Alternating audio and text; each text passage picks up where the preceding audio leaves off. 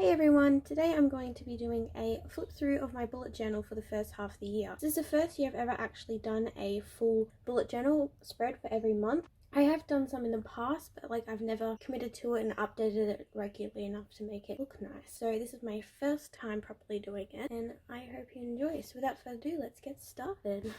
So it just starts with some goals. I wrote one of the goals wrong. I wanted to read 4 classics this year, but I wrote 12, and I know I'm not going to complete that goal because I don't read classics ever, but I wanted to read at least 4. And of course 100 books, which is my goal every year. Finish series more, because I've got a few series that I have completed or all the books out, but I just haven't finished them and I just need to get to it instead of starting new series all the time. And read what I own. I love buying books, who doesn't? But it's very hard. You get excited about the book you buy and then you buy it and then it's on your shelf for months. So I want to read what I own. And just all this little cutouts is actually from the packaging from Ink and Wonder. So my next page is my physical TBR. I've got all little books with all the books I've got on them. It's actually 2 pages worth. Yes, it's embarrassing. And so I colour in gold once I've read a book, not coloured in, unread. And if I've unhauled it, it gets greyed out because... So at the start of the year, I started watching Books with Chloe's journaling channel, which is a big inspiration for most of my bullet journal spreads. And she had a starry design and I really liked it. So I did a similar thing. So like I said, second page. I've actually been reading a lot of new books I've been buying this year. But obviously, as you can tell, there's a lot unread and some more to buy.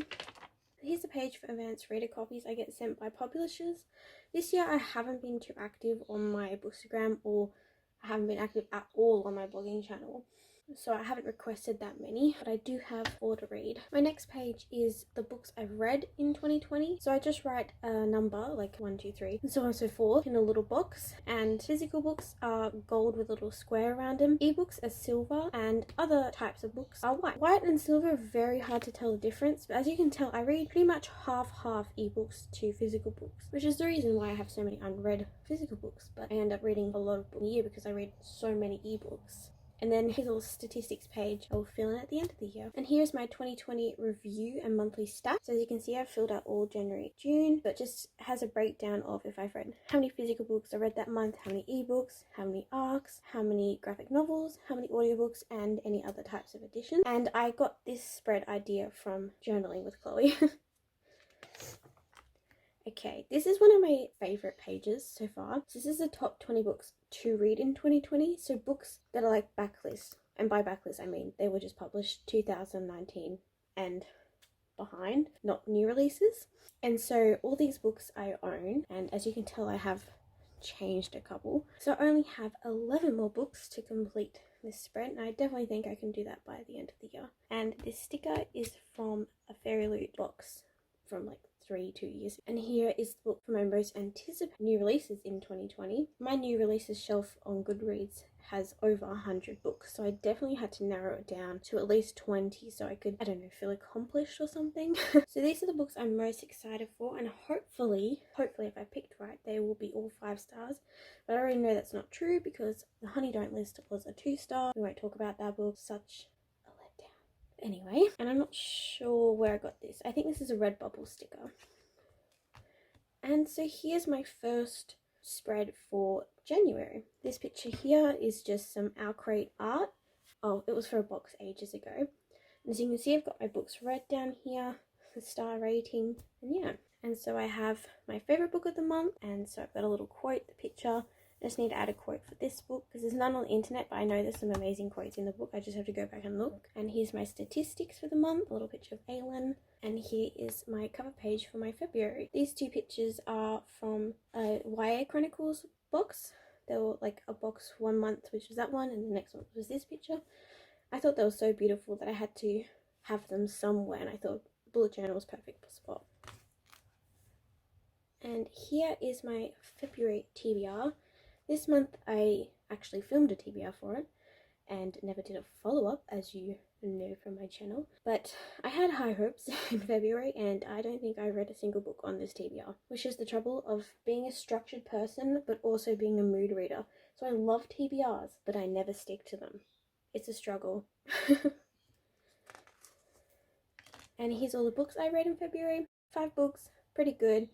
And I read 4 of my own books that month, which I was really proud of. And this artwork here was from a magazine, I believe. And here are the favourite books I read on the month of February. I love Steelheart. It's very funny, very quick, very easy sci-fi and snappy. And Blood of Assassin and King Assassin. Oh my god, that trilogy from R.J. Barker is so amazing. You follow the main character through his whole life, and he's an assassin, and there's magic and political intrigue. I definitely recommend it. I might have to do a top books I've read in the first half of the year, because those books definitely were it. And then I've just got the stats on this side. Okay, and here's my March spread. So this artwork is from a magazine. Here's my TBR. Now this month I actually read 3 books on my TBR, which I'm pretty proud of.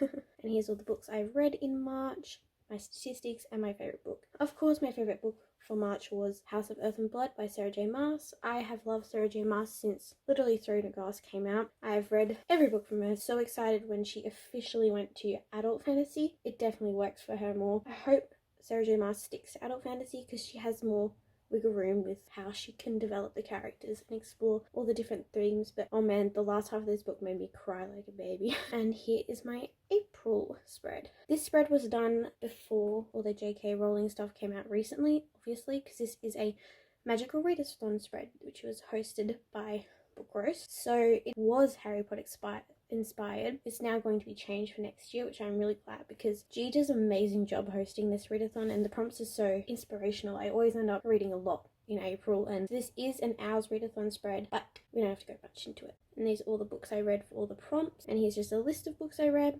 and my statistics and favourite books. I have been sitting on Circe for the longest time. I loved the Song of Achilles, but it hurt me, so I was scared to read Circe, but I was so glad I did. Oh my god, it's amazing. I love Madeline Miller. Like, she's released 2 books, but I will buy the next book whenever and read it whenever. It's just so good. And then I read the sequel to Steelheart, once again amazing, and Beach Read. Beach Read, such a surprising book. I didn't expect it to have so much heart and emotion and character development, but still have so much cute romance. It was the perfect balance. And here's my May spread, and I participated in the Asian Readathon that month. And I also tried to participate in the Medieval-thon in May, which I kind of did, but I ended up just mood reading, which seems to be a problem of mine. And so here's the books I read. And I read Chain of Gold that month, and I had to make a family tree because I was really confused about who was related to who, and then how the love interests all aligned. And please skip this if you don't want spoilers. And I also tried to read books for Sevicathon, and I only got to 2, but you can't do 3 readathons in a month. It's just like impossible. And here's the books I read and my favourite books, of course. And here are my favourite books of May. Shadow Between Us was so good. I loved how easy it was to read. It was very fast, and I liked how the characters were allowed to be bad, like evil, but not really evil. I would describe it campy. It was really funny. And of course Chain of Gold, because I just love the whole Shadowhunter series. Jamie Bryson Keller was such an adorable and cute funny read. Took me by surprise how much I loved it. And then Wicked Fox, which was amazing. The setting was amazing. The characters were amazing. I cannot wait for the sequel. Oh my god. Thank you, Books with Chloe, for the recommendation. And then we get to my June spread. This month is probably my favourite because it's got animals on it, cute little bunnies and kitties. Of course, an ambitious TBR. I can't even explain to you how many books I wanted to read in June and how many I didn't get to. Participated in the Olympic Games readathon, and I chose Hades, and I actually pretty much completed most of the books I wanted to read. Didn't get to Empire Gold. Well, I finished it the start of this month, but I'm really happy with how I actually stuck to my TBR. As you can tell, I did switch, but I stuck to it. And then the books I read, I tried to do a reading tracker, didn't end up working out, and cute little pets. So my camera just fell down, so sorry if the angle has changed, but things happen. So in this one, I had a blank page, and so I wanted to do a little like D20 die challenge for when I'm getting a bit stuck and kind of want to stretch my mood reading tendencies. It's like my goal of the year is to try and stick to a TBR or stick to a goal. So I wrote down some prompts I found everywhere, and so I made up, and when I'm stuck, I can go flick to this page and roll the die and see what I can read. Just got my statistics, favorite book. Now, I don't know why, but I hadn't picked up Red Scrolls of Magic for some reason, even though Magnus is literally my favorite character of the whole Shadowhunters series. And then I'm so glad I did, because I loved it. I loved how short it was, surprisingly. Like, yes, of course I wanted more, but it didn't drag, and we know these characters. We didn't need introduction. Like, we know their relationship. We know the future of these characters, really. So it was really interesting to read this book of the in-between that, like, ooh, we're like a fresh relationship. So it was really cute, and I loved the little mystery element, and I can't wait to read the rest of the series, of course. And here's a little bonus page I've made. It's just like all the little bits you get with Bookish companies. I think it's so cute how they decorate the packaging, the little thank you notes, little stickers. I just love it. So I've got Mine Daisies, Keeper of the Suns, Ink and Wonder, Samantha Mash. I love buying from independent artists, and the stuff you get is so high quality and so beautiful.